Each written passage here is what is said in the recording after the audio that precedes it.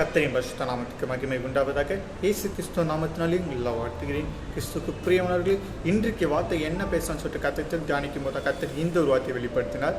வாங்க வார்த்தைகளை கடந்து போகலாம்.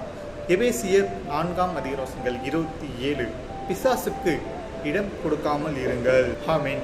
யாரெல்லாம் வசனத்தை விசுவாசிக்கிறீங்க? ஆம், கிறிஸ்துக்கு பிரியமானவர்களே, இன்றைக்கு தேவன் உங்களை பார்த்து பேசிக்கொண்டிருக்கார். என் அன்பு மகனே, அன்பு மகளே, இன்னைக்கு நீ பார்த்தனா உன்னை பாதுகாத்து கொள்ளுமா.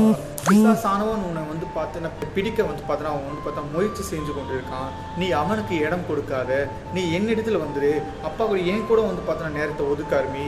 பிசாசை கண்டு நீ பயப்படாத. பிசாசுக்கு இடமும் கொடுக்காதுன்னு சொல்லிட்டு இன்னைக்கு கர்த்தர் உங்களை பார்த்து பேசிக்கொண்டிருக்காருங்க. இன்னைக்கு நீங்க பார்த்தீங்கன்னா பிசாசுக்கு இடம் கொடுத்து உங்களோட டெம்டேஷனுக்கு நீங்க பார்த்தா இடத்தை கொடுத்து கொண்டு இருந்தீங்க. இன்னைக்கு அதை எல்லாம் விட்டு தேவன் நோக்கி போய் அமர்ந்துருங்க. நிச்சயமா தேவன் உங்களோட டெம்டேஷன் விடுதலை ஆக்கி பிசாசு கிட்ட உங்களை காப்பாற்றுவா.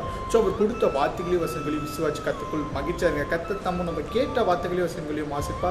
தெய்வ சொந்தக்காரன் சொல்லும். God bless you.